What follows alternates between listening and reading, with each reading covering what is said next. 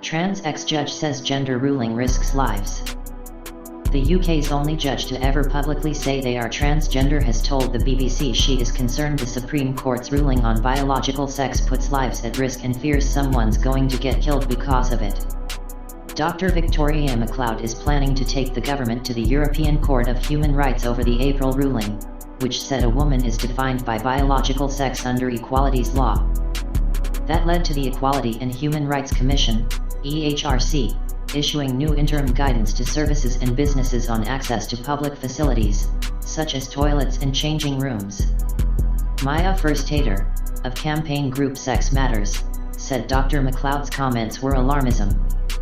Speaking to Laura Kinsberg on Newscast, the BBC's daily news podcast, Dr. MacLeod said, "This incident is putting lives at risk. I can't go out to the pub now, for example. It might not be the be-all and end-all of life, but I am a lawyer. I've got to use the men's loose in a South London pub with a bunch of blokes who are drunk. I mean, come on. That's now government policy. Someone's going to get killed."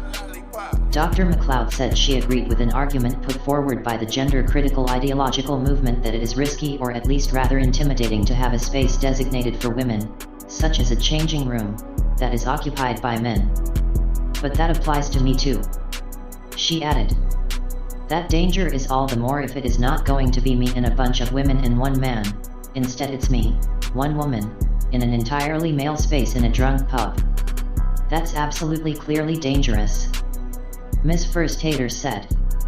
"Women have already been assaulted and many are self-excluding because of the policy Dr. MacLeod endorses of allowing men to self-identify into women's toilets, showers and changing rooms.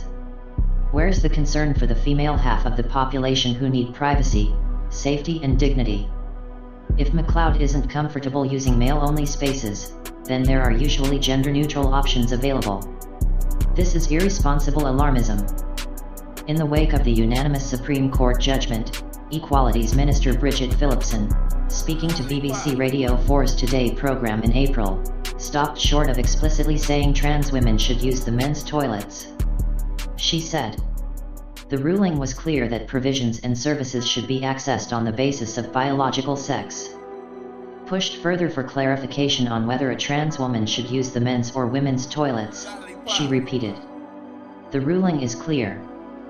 The EHRC has already suggested trans people should use their powers of advocacy to campaign for so-called third spaces that are gender-neutral to avoid these sorts of dilemmas."